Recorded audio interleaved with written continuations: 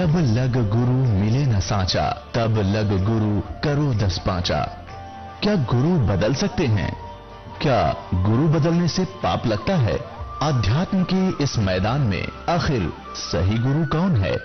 गीता जी में वर्णित तत्वदर्शी संत कौन है? इन सभी प्रश्नों के उत्तर जानने के लिए अवश्य सुनिए जगत गुरु तत्वदर्शी संत रामपाल जी महाराज के मंगल प्रवचन। मैंने अपनी पत्नी को कहा, लड़के कोई बुला लिया, मैं बताओ तुम। वो सुनने तैयार नहीं, लाने नहीं, मैं ये सब पाखंड है, मैं नहीं सुनने वाला। मैं चुप हो गया। भाई के सुना, इब्नो कहूं तो उठ कर चला जा रहे थे तो भी अच्छा नहीं लगता। मैं भी चुप हो गया, रो भी चुप हो गया। उन्हें सोची भाई नाराज हो गया मकान मालिक, तो उसने विषय बदल कर कहा, देखो आप तो इंजीनियर हो, बोला गया लिपापोती करने, आप तो बुद्धिमान हो, आप भी ऐसी बातों में विश्वास करते हो। देखो मैं बताता हूं महर्षि कैसे होते हैं, विद्वान पुरुष। मैं सुनता रहा, उसकी हाँ ना कुछ नहीं, मैं वो डग गई यहां था, बना कह सुन ले जो कर ले करना यहाँ से। अब वो अच्छा नहीं लग रहा था मुझे, जो भगवान में अविश्वास करता है। फिर भी वो बोलता रहा, मैं बैठा रहा सुनता रहा। कहने लगा, महर्षि दयानंद एक बार योग अभ्यास कर रहे थे, आसन पदम लगा के कमरे बंद कमरे में बैठे थे। रसोईया काफी देर हो गई थी, रसोईया गया उनके पूछने के लिए दूध भोजन तैयार है। झांकी से झांक कर देखा उसने, खिड़की खुली थी, कि महर्षि दयानंद अपने योग अभ्यास से उठा, यानी नीचे से एज इट इज, और छत के सिर लगा के और जो कानू वापस आ गया आसन पद पर बैठे बैठे। ऐसा उसने कई बार किया। और रसोइये ने बुलाया इधर उधर से औरों को, देखो देखो, सबको दिखाया। कहने लगा वो मंदबुद्धि का मास्टर अध्यापक ने बोला, ऐसे होते महर्षि। मैं बोला, कति झूठ, कति झूठ, 100 की 100 झूठ, तू करके दिखा मेरे को जब मानो। और डेगम हो गया है। ने बोला, तू पहले वाला रामपाल ना रहा अईब को नहीं रहा, मैं पहले वाला मैं तो बता, तुम्हारे जैसे मूर्खा सारी मान्या करता मैं। अब कैसे मानूंगा मेरी आंखों के सामने? पाखड़ जब मैं कुछ इस धंधा खोल रहा हूं, कोई इसके पीछे कोई पैसे लेता हूं, दुनिया ने मूर्ख बना रहा हूं, तेरी बुद्धि कहां जा रही है? माउट बड़ा आदमी हो गए तुम। मांडा नहीं पर उठ कर चला गया, ऐसी गुट्टी पै रखी न दानंदर कैसे अज्ञानी होने। अब परमात्मा कहते हैं, गुरुआ गांव बिगाड़े संतो, गुरुआ गांव बिगाड़े। और ऐसे कर्म जीव कहलाजिए, ईव जड़े नहीं जाड़े। जो भगवान की क्रियाओं पर अविश्वास रखता है वो भक्ति के योग प्राणी नहीं है, खाम खांडले ढोरा है। जो ये सोचता है ऐसा नहीं हो सकता, जो ये सोचता है ऐसा नहीं हो सकता है, तो परमात्मा प्राप्ति असंग जन्म नहीं कर सकता। पुण्यात्माओं परमात्मा पर पूर्ण विश्वास करना पड़ता है। एक समय एक नगर में 2 साधक साधना किया करते थे। एक तो लगभग 40 वर्ष से साधना कर रहा था, लंबी लंबी दाढ़ी बढ़ गई थी, बड़े बड़े केश बड़े हुए थे, देखने से ऐसा लगता था जैसे महापुरुष बैठे हों। और एक भक्त ने अभी 4 वर्ष से ही साधना शुरू की थी। एक देवदूत आया करता था भगवान के पास से, विष्णु जी के पास से, और वो उन भक्तों के पास आकर चर्चा करता था। दोनों के पास, वो दूर दूर रहते थे, गांव के एक पूर्व में एक पश्चिम में। दोनों के पास घंटा घंटा बैठ के जाता था, चर्चा होती थी, बड़ा आनंद से समय व्यतीत हो रहा था।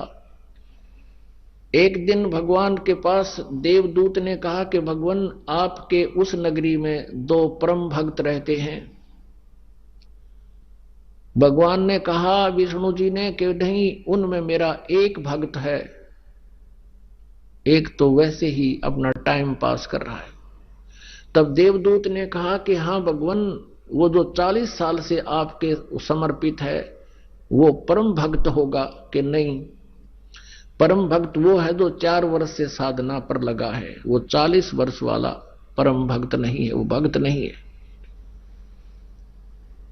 अब वो देवदूत भगवान के मुंह की तरफ देख रहा है, शायद इनके भगवान के समझण में फर्क रह गया, मैं किसके विषय में कहना चाहूं। तब देवदूत ने कहा, देखो जी वो 40 वर्ष से इस पूर्व में बैठा है और उसकी बड़ी बड़ी दाढ़ी है, वो है ना परम भक्त? बोला नहीं, वो तो डले ढो रहा है। अब देवदूत के गले उतरे नहीं यह बात कि वो 4 साल का परम भक्त कैसे हो गया, वो 40 साल से बैठा है। तब भगवान ने सोचा कि भाई इस देवदूत का बात समझ में आई नहीं मेरी। तब भगवान ने कहा कि भाई देवदूत एक बात बता, तेरे आवाज जची नहीं मेरी कि भाई वो भगत को नहीं। वो कहने लगा, देवदूत भगवान ऐसी बात नहीं है, आप जो कहोगे वो सत्य ही होगी, लेकिन मेरी बुद्धि छोटी है, मेरा यकीन ना होता। परमात्मा ने कहा, भी बात कर, एक बात सुने। विष्णु जी कहने लगे कि आज तू जिस समय वो फिक्स टाइम पर जाता था, वो देवदूत प्रत्येक दिन प्रत्येक के पास, जब उसके पास 12 बजे गया है तो दूसरे के पास 2 बजे जाता था, एग्जैक्ट 1 बजे जाता, जैसे उनका ऐसा टाइम था। तो भगवान ने कहा कि आज तू अपना टाइम पर ना जाना, 1 घंटा 2 घंटे लेट जाना, देर से जाना। अच्छा, और फिर उनको ये कहना, कुछ बताया मंत्र भगवान ने, फिर उसका उत्तर क्या दें वो मुझे बताना। अब वो सबसे पहले उसके पास गया, क्योंकि उसका तो खटक थी कि ये परम भक्त पाओगा, बड़ी दाढ़ी बुढ़ा रहा, 40 साल से भक्ति कर रहा है, बड़ा सभ्य व्यक्ति नजर आता है, बड़ी एज्ड है। अब उसने कारण पूछा कि देवदूत आज देरी कैसी कर दी, आप आते हो, आपके इंतजार कर रहा था कि आज क्या कारण है देवदूत नहीं आए, आप आते हो, भगवान की चर्चा होती है, आनंद आता है। तो देवदूत ने कहा कि महात्मा जी, हे भक्त, आज लेट होने का कारण बताऊं? कहां जी बताओ। कि परमात्मा ने एक कमाल कर दिया, और वो कमाल करना था 1 बजे, और वो कमाल देखकर आया मैं। अगुए के कमाल कर दिया? वो भगत बोला कि भगवान ने सुई के छिद्र में थे नोक में के हाथी निकाल दिया। अब वो साधक, वो भक्त कहता है कि देवदूत ऐसी झूठ बोल जो किसी का समझ में आ जा, सुई की नोक में हाथी निकल सके है क्यों मूर्ख बना रहा है। अब देवदूत की वो बुद्धि घूमेगी, सचमुच इधर डांगर बैठा है जिसने भगवान पर विश्वास नहीं। तो फिर भगवान वाली बातें याद आई कि सचमुच ठीक कह रहे थे, तो पशु है डले ढो रहा खाम खा, जिस पर भगवान पर विश्वास नहीं। फिर वो गया दूसरे के पास जो 4 वर्ष से साधना कर रहा था। अब देवदूत का ये जो चरी थी कि वो तो जाते नाटेगा। अब उसने भी कारण पूछा कि देवदूत बहुत देर से आए, क्या बात हुई, कुशल तो है? अब देवदूत ने कहा कि भाई कुशल तो है भगत, लेकिन परमात्मा ने कमाल कर दिया, एक लीला करनी थी, वो 1 बजे करनी थी, वो देखकर मैं आया हूं, इसलिए देरी होगी। क्या कमाल किया? उसको भी बताया कि परमात्मा ने चाड़ा पाड़ दिया, कमाल कर दिया। वो देवदूत कह रहा है, भाई मैं तो हैरान हूं। अब वो भगत कहता, बताओ तो सही क्या कुछ कर दिया भगवान ने ऐसा कि परमात्मा ने सुई की नोक में हाथी निकाल दिया। अब वो भगत कहता है, ये क्या कमाल, भगवान काट दे सारी पृथ्वी ने, सुई की नोक में गए, तू हाथी बचरत मान रहा है। परमात्मा पूरी पृथ्वी को निकाल सकता है सुई की नोक के अंदर से, यह भी कोई कमाल है भगवान का, परमात्मा सब कुछ कर सकता है। सीने से लगा लिया उस देवदूत ने, उसको 4 वर्ष से भक्ति कर रहा था। और फिर परमात्मा के पास आकर कहा, भगवान आप सही कह रहे थे, वो 40 साल वाला तो कति डले ढोरा डांगर बैठा है, और वो 4 साल के बालक ने ये उत्तर दिया, प्रभु कि भगवान निकाल दे सारी पृथ्वी ने सुई की नोक में गया, तो बात है कुछ कोई ना। तो पुण्यात्मा, जब तक आपको परमात्मा के ऊपर इतना विश्वास नहीं होगा, आप भक्ति नहीं कर सकते, मोक्ष प्राप्ति नहीं कर सकते। और ये साड़ी बधाना, और ये तो एक बाएं हाथ का खेल उस भगवान का, कुछ भी सांग कोई नहीं उसके आगे। सतगुरु जो चाहे सो कर ही, और 14 कोट दूत जम डर ही, ऊत भूत जम त्रास निवाड़े, और चित्रगुप्त के कागज पाड़े। परमात्मा सब कुछ कर सकता है, अब आपको परमात्मा के प्रकट होने पर परमात्मा की महिमा की वाणी सुनाते हैं। पुण्यात्माओं, गीता जी अध्याय नंबर 4 के श्लोक नंबर 32 में कहा है कि जो श्लोक नंबर 25 से लेकर 30 तक जो साधनाओं का वर्णन किया गया है, ये अनुष्ठान जो यज्ञ बताए गए हैं, इन सभी यज्ञों को करने वाले साधक, साधनाओं को करने वाले साधक अपनी अपनी साधनाओं को श्रेष्ठ मानते हैं, उसको पाप नाशक जानते हैं, इसलिए वो करते हैं।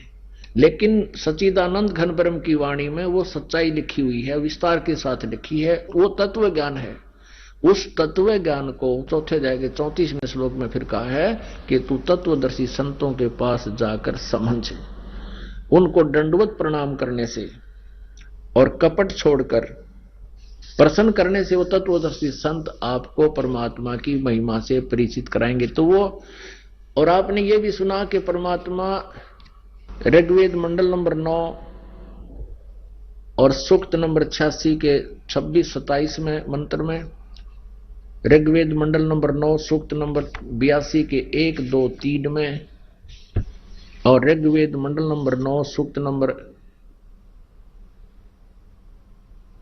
20 के मंत्र 1 में, ऋग्वेद मंडल नंबर 9 सूक्त नंबर 1 मंत्र नंबर 8 और 9 में, कि वो परमात्मा सतलोक से चलकर आता है और शिशु रूप धारण करता है। शिशु रूप में प्रकट परमात्मा की परवरिश की लीला कंवारी गायों के द्वारा होती है, और वो परमात्मा अच्छी आत्माओं को मिलता है, श्रेष्ठ आत्माओं को मिलता है। जैसे 3 प्रकार से उनका क्रिया होती है, लीलाएं।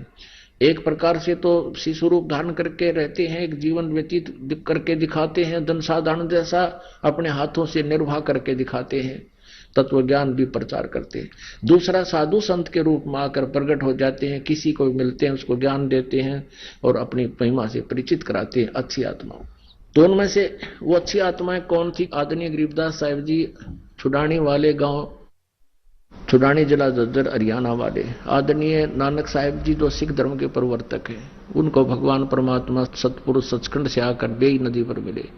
आदरणीय मनुकदास साहिब जी, आदरणीय दादू साहिब जी, आदरणीय धर्मदास साहिब जी, आदरणीय गीसा दास साहिब जी, इन सब अच्छी आत्माओं को परमात्मा स्वयं आकर मिले और उनको अपनी महिमा से परिचित कराया। अब आपको वेदों में थोड़ा सा प्रमाण देते हैं कि परमात्मा परवरिश की लीला कंवारी गांव से होती है। अब ये अनिवार्य है, क्योंकि जब तक हम अपने सदग्रंथों में भगवान की महिमा से परिचित नहीं होंगे, हम परमात्मा की पहचान में गलती खा जाएंगे। और पहले हम ऐसे ही खाते रहे, जिसने भी लोकवेद सुना दिया हमने वही सच्ची मान ली, भगवान ऐसा ही होता होगा, ऐसे ही करता होगा। अब हम जैसे गीता जी अध्याय नंबर 16 के श्लोक नंबर 23-24 में कहा है कि शास्त्र विधि को त्याग कर मनमाना आचरण जो करते हैं उनको कोई लाभ नहीं होता, ना सिद्धि प्राप्त होती, ना उनकी गति होती, ना उनको सुख होता। इससे तेरे लिए अर्जुन शास्त्र ही प्रमाण है, उनमें जो परमात्मा की महिमा लिखी है उसी को मानना और किसी की नहीं सुनना। परमात्मा कबीर देव जी 600 वर्ष पहले जब आए, अपने सुख संवेद में कहा है कि वेद मेरा भेद है, वेद मेरा भेद है, मैं मिलूं वेदन से नाही, और जौन वेद से मैं मिलूं वो वेद जानते नहीं। चारों वेद, ऋग्वेद, यजुर्वेद, सामवेद, अथर्ववेद, ये चारों वेद मेरी ही महिमा का गुणगान करते हैं, लेकिन मुझे पाने की विधि इन 4 वेदों में नहीं है, वो 5वें वेद में है, वो सूक्ष्म वेद में है, वो तत्व ज्ञान में है। अब आपको दिखाते हैं, वेद मेरा भेद है। ये देखिएगा, ऋग्वेद मंडल नंबर 9, 10 ये इकट्ठे जल्द है, अनुवाद किया हुआ इसमें। ये कहां से प्रकाशित है? प्रकाशक हैं सर्वदेशी कार्य प्रतिनिधि सभा, महर्षि दान भवन, रामलीला मैदान, नई दिल्ली से। ये मुद्रक है इनके। अब बिल्कुल प्रारंभ में है, ऋग्वेद मंडल नंबर 9, ये यहां से प्रारंभ होता है और ये प्रथम ही सूक्त है, ये प्रथम सूक्त है। और ये प्रथम मंत्र में आप देखिएगा, इसमें लिखा है सो माने हे परमात्मा, यह परमात्मा के विषय में चल रहा है इनका जानकारी। और ये देखो 2 में, मंत्र नंबर 2, हे परमात्मन आप। हमने ये देखना है कि इसमें परमात्मा की जानकारी है। और मंत्र 3 में हे परमात्मन, मंत्र 4 में हे परमात्मन आप, और मंत्र 5 में हे परमात्मन आप, और मंत्र 6 में हे परमात्मन तुम्हारे। और यहां बिजली गिर गई इन पर, क्योंकि इन्हें पता लग गया कि आगे बात बिगड़ेगी। जब भगवान लिख दिया था उस पुरुष को, पुरुष माने परमात्मा वो है, उस परमात्मा को ये लिखना था। अब 8वें में स्पष्ट है परमात्मा साकार है, यहां भी लिख दिया उस पुरुष को, उस परमात्मा को लिखना था। उग्र गतियां प्रेरणा करती हैं और भासमान शरीर को यानी तेजोमय शरीर को वह पुरुष, वह परमात्मा प्राप्त होता है। उग्र गतियां माने एक ऐसी परिस्थितियां हो जाती हैं जो परमात्मा स्वयं आते हैं, हाहाकार मच जाती है और तब आकर के वो यथार्थ ज्ञान देते हैं, तब शिशु रूप धारण करते हैं वो परमात्मा। ये देखना आगे। ये ऋग्वेद मंडल नंबर 9 सूक्त नंबर 1 मंत्र नंबर 8 में आपने देखा परमात्मा तेजों में शरीर धारण करता है और वो तिर धातु वो 3 प्रकार से दूसरों का कल्याण करने वाला मधु में शरीर मिलता है, दूसरों का वारण यानी कल्याण करने वाला ये मधु में शरीर मिलता है। वो 3 प्रकार से परमात्मा 3 प्रकार के शरीर से अपनी सब क्रियाएं करता है। उनमें से एक लिखा है 9वां ऋग्वेद मंडल नंबर 9 सूक्त नंबर 1 मंत्र नंबर 9 में, यहां स्पष्ट कर दिया है। उस ये देखो अभी अधन्या, अधन्या माने अहिंसनीय, अभी माने सर्प सब प्रकार से, अभी अधन्या, अधन्या माने बिना दनाई, अभी माने पूर्ण रूप से, जाके संग बैल नहीं लागा वो कुंवारी गाय बछिया, देनु माने गाय। संस्कार देखिएगा, अभी अधन्या उत्सृणंती धेनव शिशुम सोम इद्राय पातवे, ये 9 में।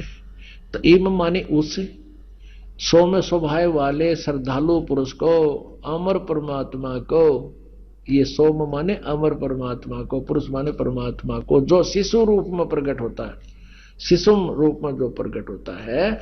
इन्होंने कुमार अवस्था में ही अभी अधन्या यानी कति पूर्ण रूपेण अंटज बिना धनाई, यानी अभी माने सब प्रकार से, अधन्या माने बिना धनाई, यानी गाय को हम बिना धनाई कहते थे, भैया धनाई नहीं से गाय, तो अभी अधन्या माने कुंवारी गायें गोएं तृप्त करती है। अब ये तो आपने देखा वेदों में, इन 4 वेदों में से एक वेद ऋग्वेद में। अब दिखाते हैं सूक्ष्म वेद में, जिसमें परमात्मा की महिमा लिखी है, परमात्मा कबीर जी की जीवनी लिखी है, और जब वो प्रकट हुए उसी समय की कहानी इसमें विद्यमान है। उसी समय से ये वेद तो हमने अब देखे सन 2000 में, और ये लिखी है पहले से, यानी सन 1400 की लिखी हुई वाणी जो आज दास आपको दिखाने जा रहा, इसमें पहले ही लिखा है कि ऐसा हुआ था, ऐसे उस परमात्मा की परवरिश की लीला कुंवारी गाय से हुई थी।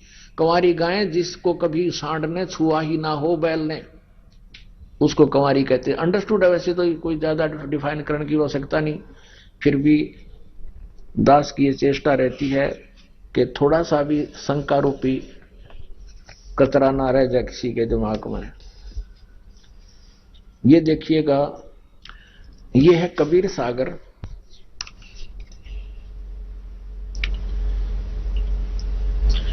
खेमरा श्री कृष्ण दास प्रकाशन बंबई। कबीर सागर ज्ञान सागर प्रथम खंड, कबीर पंथी भारत पथिक स्वामी युगलानंद बिहारी द्वारा परिष्कृत। मुद्रक एवं प्रकाशक हैं खेमरा श्री कृष्ण दास, अध्यक्ष श्री वेंकटेश्वर प्रेस, खेमरा श्री कृष्ण दास मार्ग मुंबई। इसके देखिएगा 74 पृष्ठ पे ज्ञान सागर। अब सुन दुल्हा मन भयो आनंदा, जिमी चकोर पायो निशी चंदा।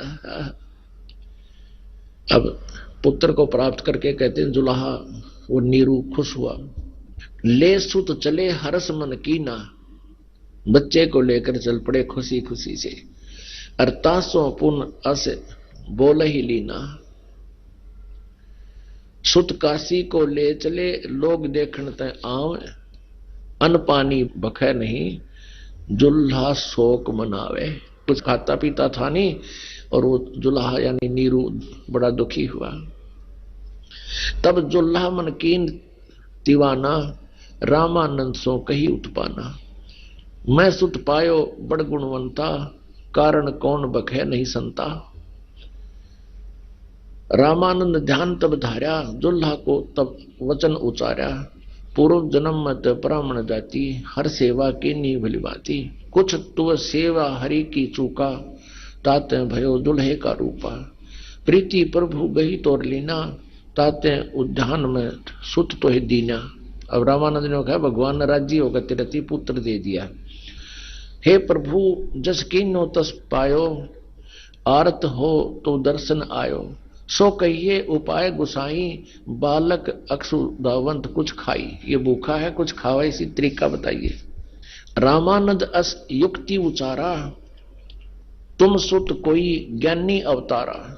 उसने बताया कि तुम्हारा बेटा कोई आम व्यक्ति नहीं है, ये कोई विद्वान पुरुष का अवतार है।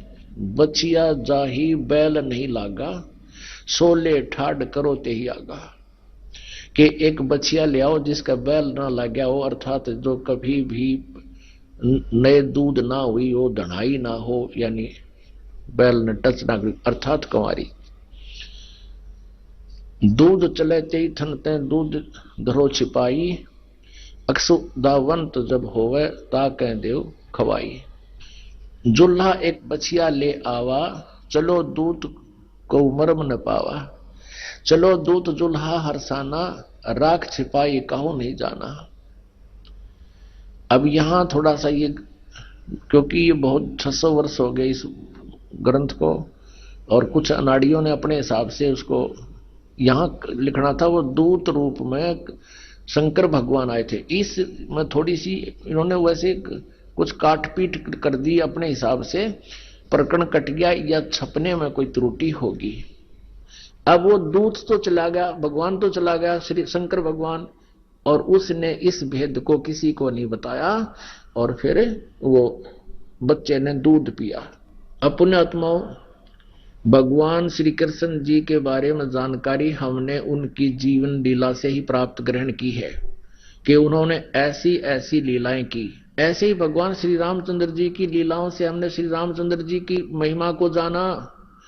अब उस परम अक्षर ब्रह्म की लीला के अंदर ये लिखा हुआ जो वेदों ने बखाना, जो वेद कह रहे हैं वेदों में लिखा हुआ है, हजारों वर्ष पहले, 5500 वर्ष पहले लिखा हुआ वेदों में। वैसे तो वेद तो कहते हैं सतयुग के प्रारंभ से ही चले आ रहे हैं, लेकिन बाद में अब लिपिबद्ध किए गए हैं जो 5500 वर्ष पहले वेद व्यास जी ने किए थे। उन वेदों में लिखा है और वही परमात्मा ने लीला की हुई है।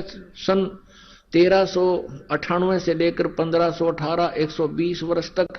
तो पुण्यात्माओं, अब परमात्मा को पहचानना बहुत आसान हो गया। Kabir is God, Kabir is complete God. ये परमात्मा कबीर जो है ये पूर्ण परमात्मा है, ये सारी सृष्टि का रचनहार है। वेद इसकी गवाही दे रहे हैं और आंखों देखा वो परमात्मा के संत गवाही दे रहे। शाम के सत्संग में आपको बताएंगे। बोलो सतगुरुदेव। पूर्ण ब्रह्म,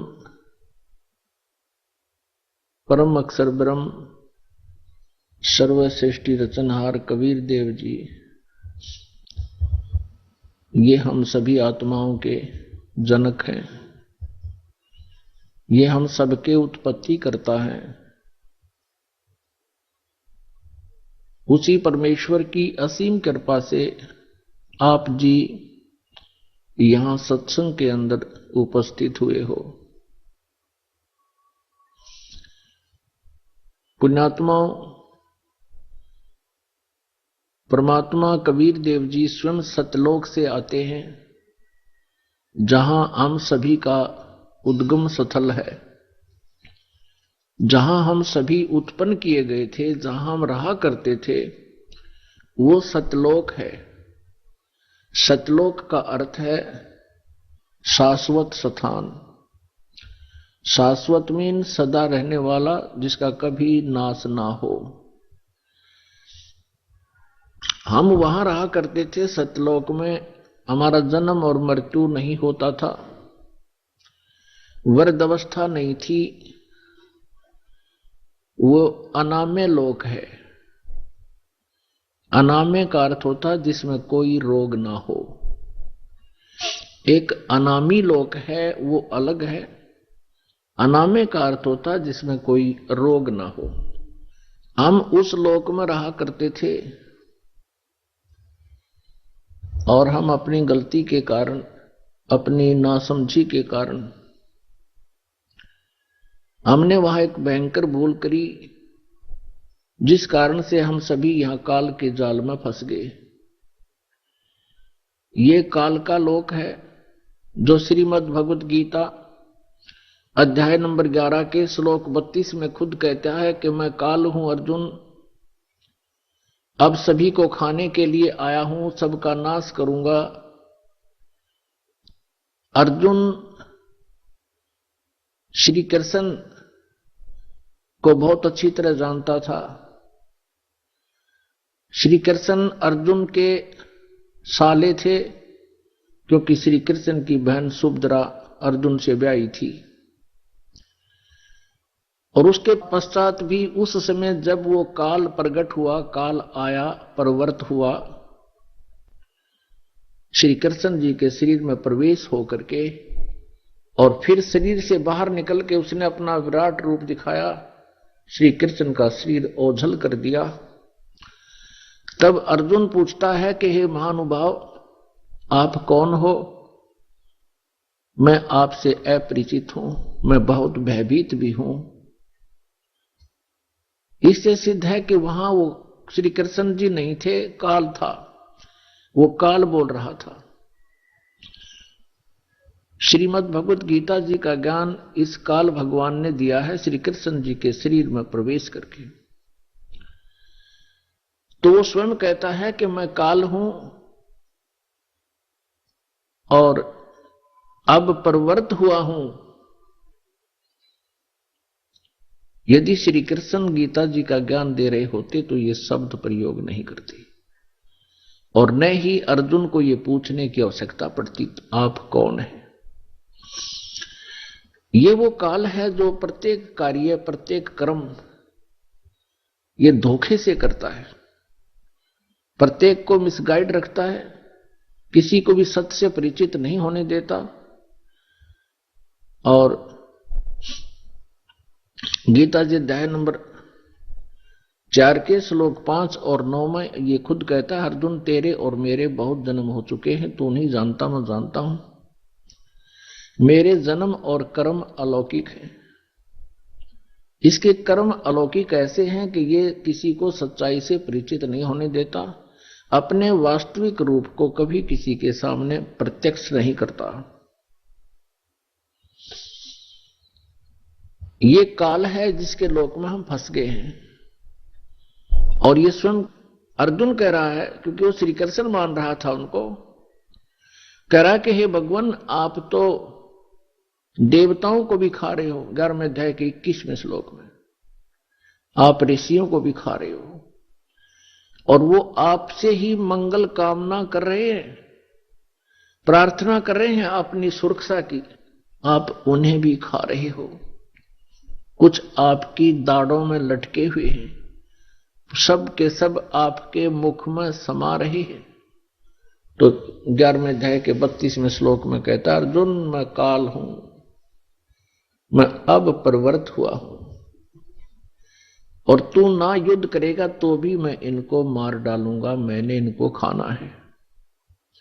तो ये लोक इस काल का है और यहां जन्म और मृत्यु कंपलसरी है, क्योंकि इसको काल भगवान को एक श्राप लगा हुआ है 1 लाख मानव शरीरधारी प्राणियों का नित आहार करने का। पुण्यात्माओं, जैसे ये स्थूल शरीर तो यहां रह जाता है, हम तो इसके काम लगे रहते हैं, कोई जमीन में गाड़ देता है, कोई सवा कर देता है, संस्कार कर देता है, जला देता है, कोई जल प्रवाह कर देता है, कोई वैसे जंगल में डाल देता है। ये स्थूल शरीर को नहीं खाता, इसके अंदर सूक्ष्म शरीर है, और सूक्ष्म शरीर के अंदर पूरे जीवन में मनुष्य शरीर के अंदर जितने भी ये व्यसन करता है, आहार करता है, उसका सूक्ष्म तत्व समावेश हो जाता है सूक्ष्म शरीर में। और उस सारे 1,00,000 मानव शरीरधारी प्राणियों को तपतशिला के ऊपर एक बहुत बड़ी तपतशिला माने अपने आप गर्म एक तवे जैसी पत्थर की टुकड़ी है, उसके ऊपर डाल देता है। वो स्वतः गर्म रहती है, बहुत बहुत गर्म होती है, और सभी प्राणियों को उसके ऊपर डाल देता है। फिर वो वहां प्राणी ऐसे तड़प तड़प कर जैसे खील बुनिया करें, ऐसे चटक पटक करते हैं, और वो मरते नहीं सूक्ष्म शरीर में, पीड़ा बहुत होती है। सब तौबा बोल जाते हैं, उनसे निकले हुए गंध को वो काल खाता है। अपने आत्माओं, जिसका उद्देश्य ही यहां खाना है, मारना है, और इसीलिए जन्म और मृत्यु यहां कंपलसरी है, तो ऐसे लोक में हम रह रहे हैं। अब ये गीता ज्ञानदाता ज्योत स्वरूपी निरंजन भी कहलाता है, 21 ब्रह्मांड का स्वामी है, 21 ब्रह्मांड का मालिक है, प्रभु है, राम है। इसको ब्रह्म भी कहते हैं, ब्रह्म, और इसी को सरपुरुष भी कहते हैं, जो गीता जी अध्याय नंबर 15 के श्लोक 16 और 17 में 3 पुरुष बताए हैं। एक सरपुरुष, सरपुरुष ये खुद है, ये ज्योत स्वरूपी निरंजन भी कहलाता है, ये काल भी कहलाता है। और एक अक्षर पुरुष, अक्षर पुरुष 7 शंख ब्रह्मांड का स्वामी है, 7 शंख ब्रह्मांड का स्वामी, 7 शंख, नील पद्म शंख, वो अक्षर पुरुष कहलाता है। अक्षर का अर्थ होता है जिसका नाश ना हो, अविनाशी। लेकिन वास्तव में ये अक्षर पुरुष, जिसे परब्रह्म भी कहते हैं, ये भी अविनाशी नहीं है, इसकी भी आयु सीमा है। इसीलिए गीता जी अध्याय नंबर 15 के श्लोक 17 में कहा है कि उत्तम पुरुष है तू अन्य परमात्मा इति उदाहरते, यह लोक तरम आविश्य विवर्ती अवैश्वर है। उत्तम पुरुष, जैसे गीता जी अध्याय नंबर 15 के श्लोक नंबर 16 में 2 पुरुष बताए, सरपुरुष और अक्षर पुरुष, और साथ में यह भी निर्णय दिया है कि इनके तथा इनके अंतर्गत जितने भी प्राणी हैं ये सभी नाशवान हैं, और जीवात्मा किसी की मरती नहीं, वो अमर है। इसलिए 17वें श्लोक में 15वें अध्याय के तुरंत कहा है कि उत्तम पुरुष है तू अन्य, यानी पुरुषोत्तम, पुरुष उत्तम, उत्तम पुरुष, उत्तम माने श्रेष्ठ, पुरुष माने प्रभु, यानी अच्छा भगवान। तो इसका मतलब है कि दोनों अच्छे नहीं है, सरपुरुष भी और अक्षर पुरुष भी। इसलिए उत्तम पुरुष अन्य बताया है, और उसी को परमात्मा कहा जाता है, और वही तीनों लोकों में प्रवेश करके सबका धारण पोषण करता है, वो है वास्तव में अविनाशी परमात्मा। अब यहां ये भ्रमित संत, ऋषि, गुरु आपको भ्रमित कर सकते हैं। 15वें अध्याय के 18वें श्लोक में गीता जी में ये सरपुरुष गीता ज्ञानदाता कहता है कि मैं लोक वेद के आधार से पुरुषोत्तम प्रसिद्ध हूं, क्योंकि मेरे अंतर्गत, मेरे 21 ब्रह्मांड में जितने भी प्राणी मेरे प्राधीन हैं, उनसे मैं उत्तम हूं, उनसे श्रेष्ठ हूं, उनसे तगड़ा हूं। इसलिए मैं पुरुषोत्तम नाम से प्रसिद्ध हूं। केवल लोकवेद, लोकवेद माने दंत कथा, जो वास्तविक ना हो। जैसे हम अभी तक श्री ब्रह्मा जी, श्री विष्णु जी, श्री शिव जी को अजन्मा कहा करते थे, सुना करते थे, इनके कोई माता पिता नहीं, इनको सर्वेश्वर महेश्वर मृत्युंजय कालज्य सर्वेश्वर कहा करते थे। ये लोक वेद था, ये दंत कथा थी। वास्तव में इनके इतिहास में लिखा है, इनकी जीवनी में लिखा है कि नासवान है और इनकी जन्म मृत्यु होती है। इनकी माता दुर्गा है और पिता ज्योति निरंजन काल, ये सरपुरुष है। ये स्वयं भी स्वीकार करता गीता जी अध्याय नंबर 10 के श्लोक नंबर 2 में कि मेरी उत्पत्ति को न तो देवता जानते हैं, न ये सिद्ध पुरुष और न ये ऋषि जानते हैं, क्योंकि ये सभी मेरे से उत्पन्न हुए हैं। तो पुण्यात्माओं, वो पुरुषोत्तम कोई और है, और वो पुरुषोत्तम रहता कहां है? वो शाश्वत स्थान में रहता है, सनातन परमधाम में रहता है, और वहां से चलकर आता है। हम सभी आत्माएं उस परम अक्षर ब्रह्म सत्य पुरुष कबीर देव जी की हैं। वो हम सबका पिता है, चींटी से लेकर हाथी, रंग से लेकर राजा तक का। लेकिन यहां काल ने हमें अपने स्वरूप से ही अपरिचित करा दिया, हमारे वास्तविक ठिकाने से हमें गुमराह कर दिया।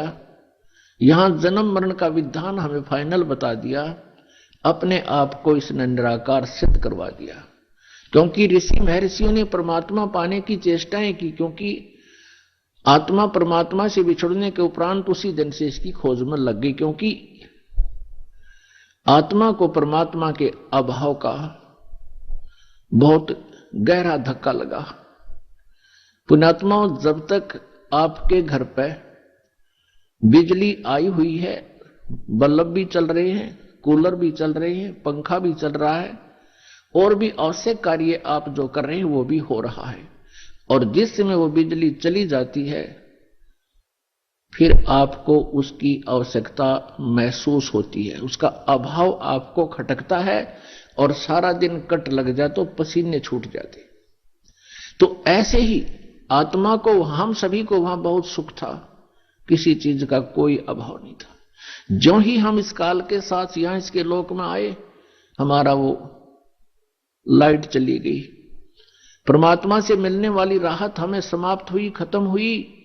और हमारे जितने इन्वर्टर चार्ज थे, जब तक वो चलते रहे तो हम सोचते रहे मौज हो रही है, और जब हमारे इन्वर्टर की बैटरी डिस्चार्ज हो गई, फिर हम गधे और कुत्ते सुअर बना दिए गए इस काल के द्वारा, इस काल के लोग।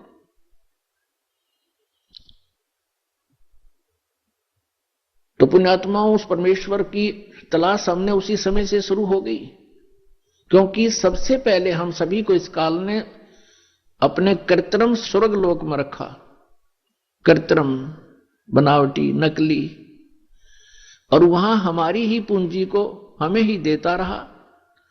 एक रेस्टोरेंट बना लिया इसने।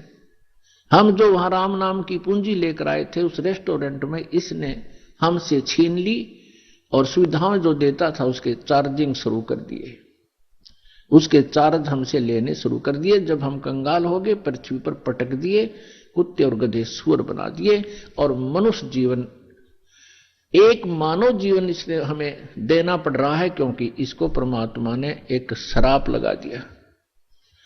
यदि पुण्यात्माओं इसको परमात्मा श्राप नहीं देते, परमेश्वर कबीर जी, तो यह हमें मनुष्य जीवन कभी नहीं देता, इस पृथ्वी पर पटक देता सजाएं भोगने के लिए, और ऊपर हमें कभी भी अपने मूल ठिकाने का पता नहीं लगता।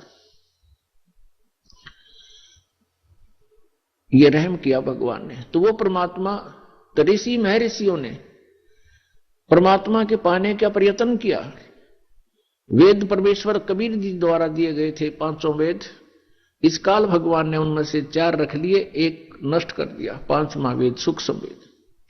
उस सूक्ष्म वेद के अंदर सभी जानकारी थी, हम कौन हैं, कहां से आए हैं, हम यहां कैसे फंसे हैं, और वापस सवलोक जाने का, अपने सतलोक जाने का कौन सा मार्ग है, कौन सी विधि है, कौन सी वे ऑफ वर्शिप है, पूजा की विधि है, उसमें पूरी डिटेल से लिखा हुआ है। जैसे गीता जी अध्याय नंबर 4 के श्लोक नंबर 32 में गीता ज्ञानदाता कहता है कि जो आपने ज्ञान सुना है अध्याय नंबर 4 के 25 से लेकर 31 तक, कोई कैसी साधना करता है, कोई देवताओं को पूजता है, कोई केवल योग अभ्यास ही करता है, कोई स्वाध्याय करता है, कोई अहिंसा के कठिन व्रत रखता है, मुंह पर पट्टी बांध ली, नंगे पैरों घूमना, ये सब साधनाएं कर रहे हैं, लेकिन अपनी अपनी साधना को ये पापनाशक ही जानते हैं।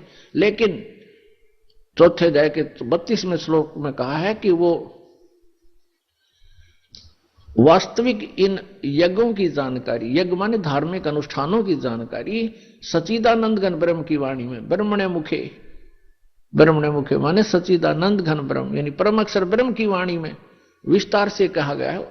उनके जानने से तू सर्वथा कर्म बंधन से मुक्त हो जाएगा। तो वो ज्ञान इस काल ने छुपा दिया और मूर्ख बनाने के लिए कह दिया कि तू किसी संतों से पूछ ले, मैं नहीं जानता।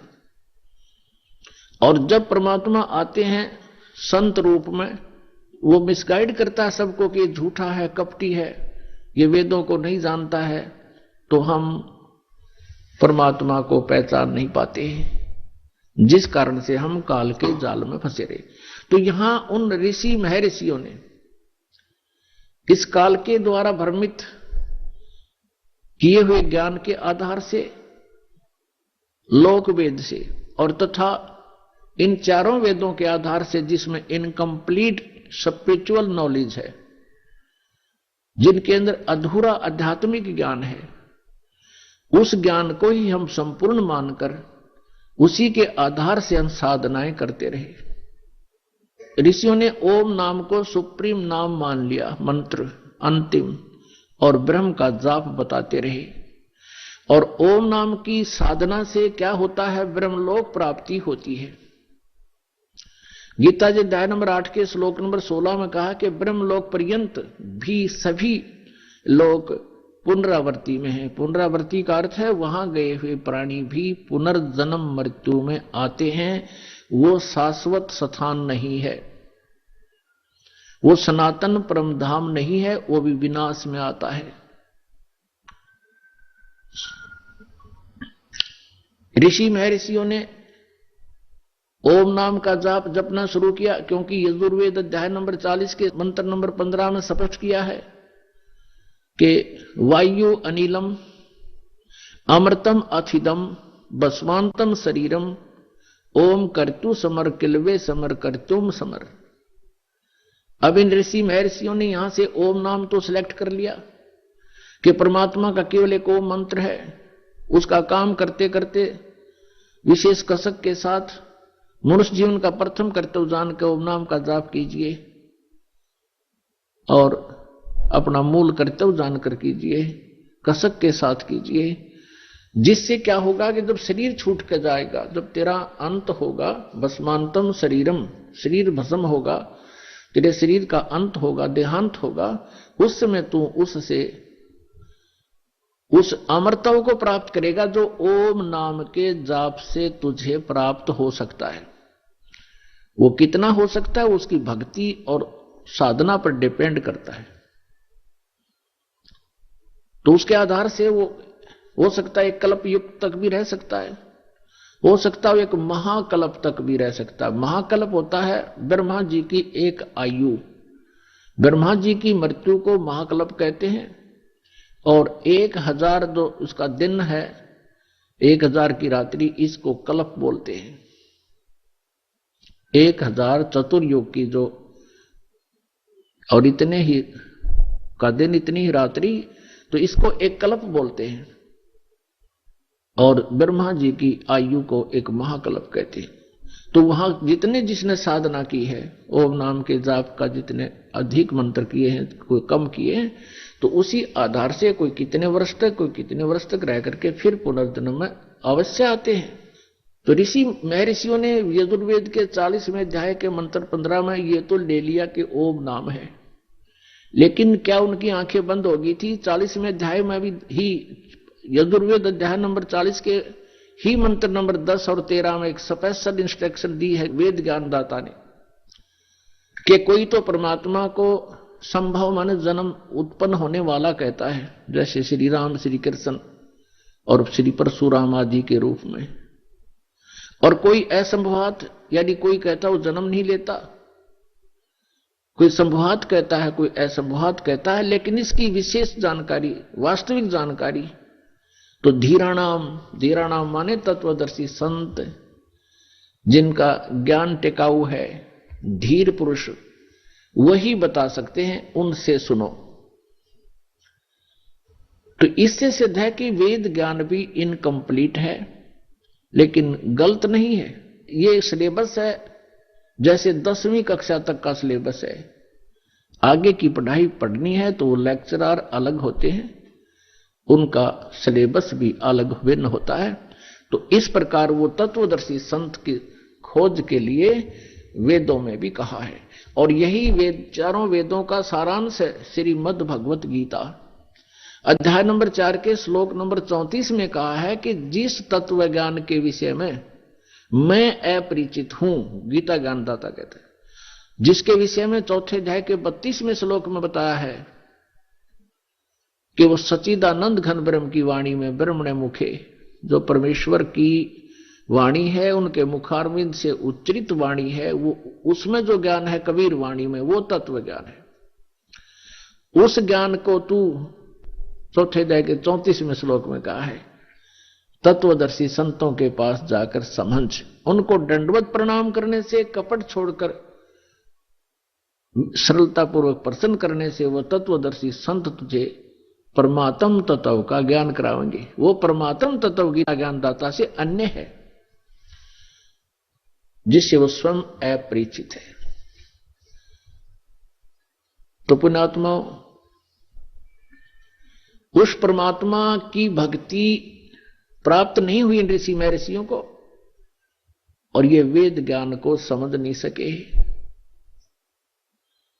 और जिस कारण से ये जन्म और मृत्यु के दीर्घ रोग में उलझे रहे, फंसे रहे, इससे ग्रस्त रहे, और अन्य को भी इन्होंने इसी फांसी में फंसा दिया। इन्होंने साधनाएं की ओम नाम के जाप से, और हठ योग किया, एक आकाशवाणी की थी काल ने, ब्रह्म ने अपने पुत्र ब्रह्मा के लिए। जब ब्रह्मा जी कमल के फूल पर विराजमान थे, ये सचेत कर दिए, बेहोश कर रखे थे पहले इस काल ने। जब ये सचेत हुए, होश में आए, ये कहते हैं कि मुझे नहीं पता मैं कहां से जन्म हुआ, मेरा कौन जनक है, मेरा क्या उद्देश्य है, कमल के फूल पर मैं कहां से आ टिका। तब आकाशवाणी हुई कि तप करो, तप करो। इस काल भगवान ने आकाशवाणी कर दी, इनको मूर्ख बनाने के लिए, अपने जाल में फंसाए रखने के लिए।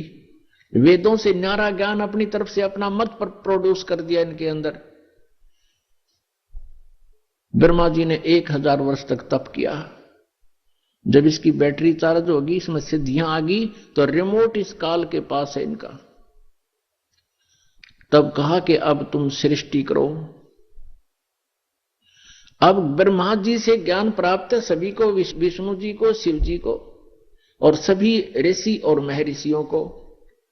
अब ब्रह्मा जी से प्राप्त ज्ञान के आधार से ब्रह्मा जी ने इनको मिसगाइड कर दिया, क्योंकि वो स्वयं भी भ्रमित था।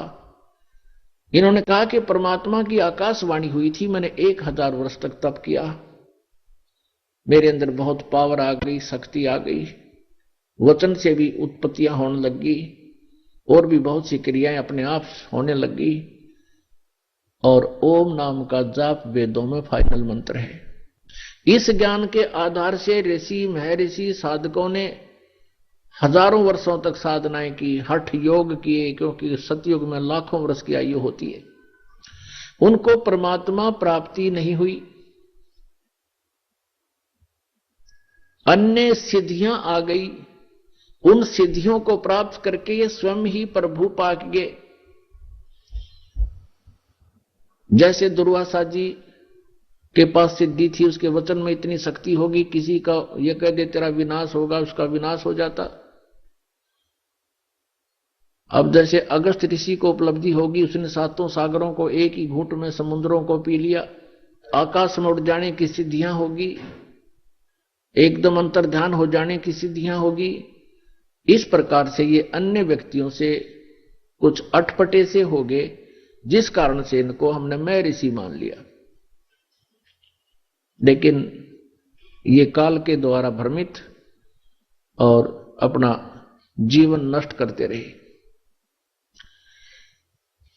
अब गीता जी अध्याय नंबर 11 के श्लोक नंबर 47 और 48 में गीता ज्ञानदाता कहता है, अर्जुन ये मेरा वास्तविक रूप है, मैं काल हूं। 11वें अध्याय के 32वें श्लोक में स्पष्ट किया है। और मेरी प्राप्ति, मेरे इस स्वरूप के दर्शन ना तो पहले कोई कर सका तेरे अतिरिक्त, और ना आगे कोई कर सकता। अब मैंने अपनी कृपा से तुझे ये सब कुछ अपना शरीर, अपना रूप दिखाया है। और मेरी प्राप्ति यानी मेरे इस रूप के दर्शन, ब्रह्म की प्राप्ति ना वेदों में वर्णित विधि से, ना किसी जप से, ना तप से, ना किसी क्रियाओं से कभी नहीं हो सकती। तो इसने तो किल्ली काट दी, स्पष्ट कर दिया कि मेरी प्राप्ति यानी ब्रह्म प्राप्ति नहीं है। अब ऋषि महर्षियों ने वही जाप किए जो काल ने इनको दे रखे थे, उससे इन ब्रह्म प्राप्ति हुई नहीं। इन्होंने अपने अनुभव की पुस्तकें उपनिषद बना डाले। परमात्मा निराकार है, और किसी ने परमात्मा को साकार भी बताने की चेष्टा की तो क्या बताया कि जो भी आपको दृष्टि गोचर है, ये पृथ्वी, पहाड़, सूर्य, चांद, सितारे, ग्रह, ये परमात्मा का साकार रूप बता दिया। और आज तक यही अज्ञान आधार सबके अंदर भरा पड़ा था। अब पुण्यात्माओं, गीता ज्ञानदाता और वेद ज्ञानदाता ये ब्रह्म है। ये स्वयं कहता है कि उस परमात्म तत्व की जानकारी तो तत्वदर्शी संत बताएंगे, वो इन्हें मिला नहीं, वो इनको मिले नहीं, और मिले तो इन्होंने माना नहीं। क्योंकि परमेश्वर कबीर देव जी ये हमारे सबके मालिक हैं। आइए अब हम उन श्रद्धालुओं के अनुभव जानते हैं जो जगत गुरु तत्वदर्शी संत रामपाल जी महाराज जी से दीक्षा प्राप्त कर चुके हैं तथा उनके द्वारा बताए गए भक्ति मार्ग पर चल रहे हैं। नमस्कार सर।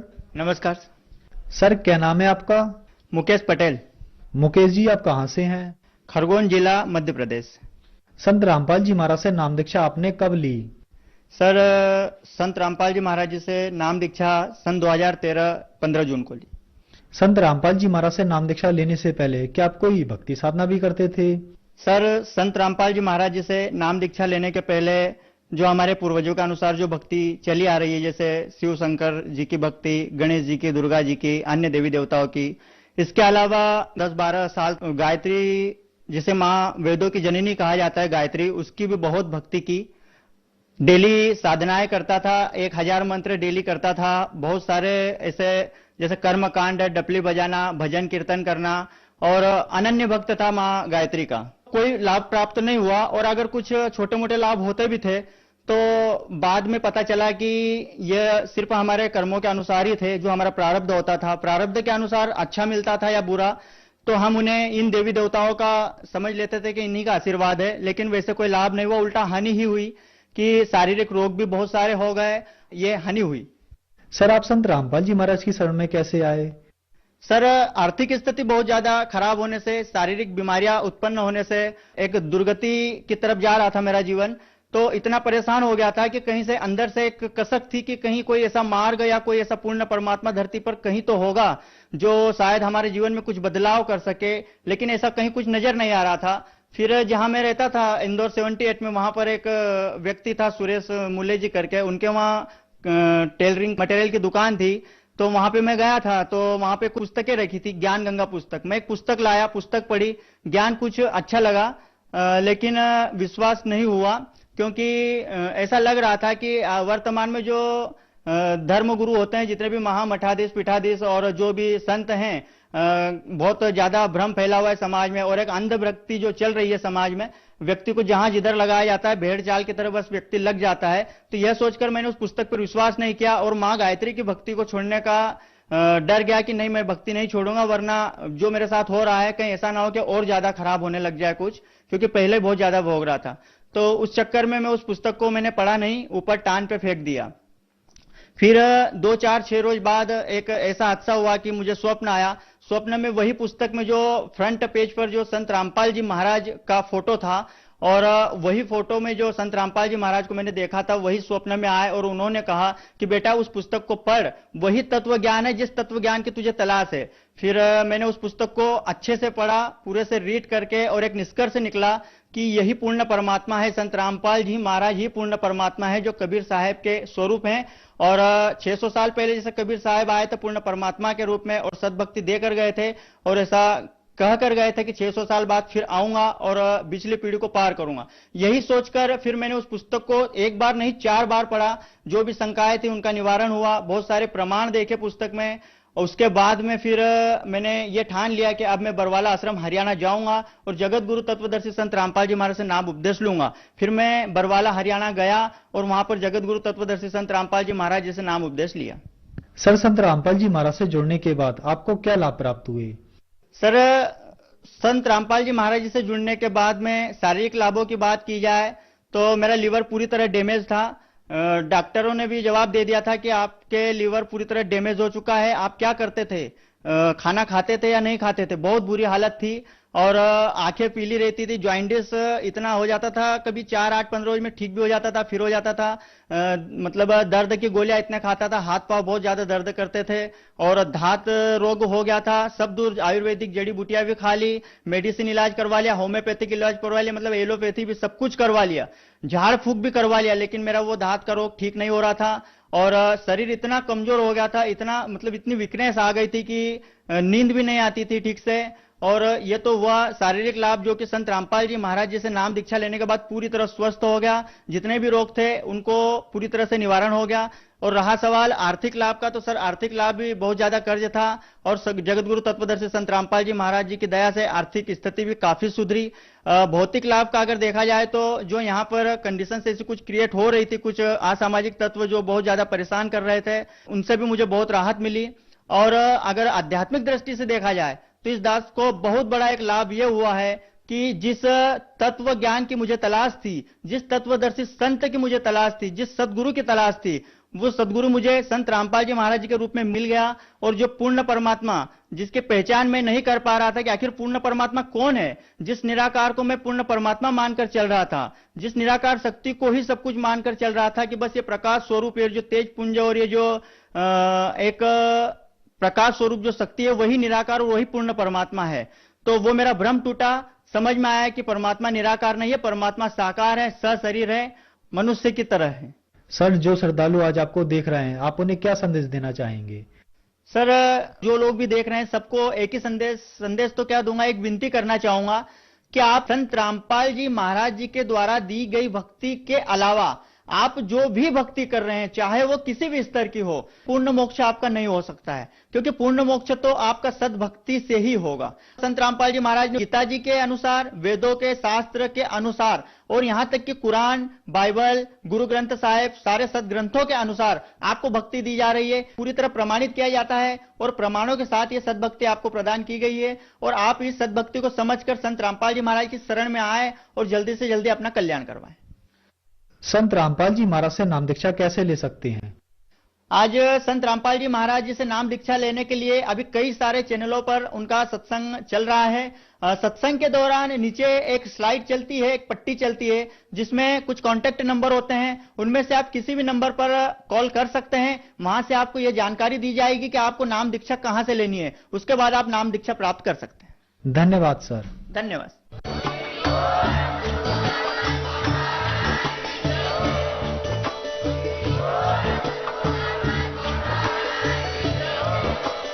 आप सुन रहे थे जगत गुरु तत्वदर्शी संत रामपाल जी महाराज जी के मंगल प्रवचन। अधिक जानकारी के लिए विजिट कीजिए हमारी वेबसाइट www.jagatgururampalji.org।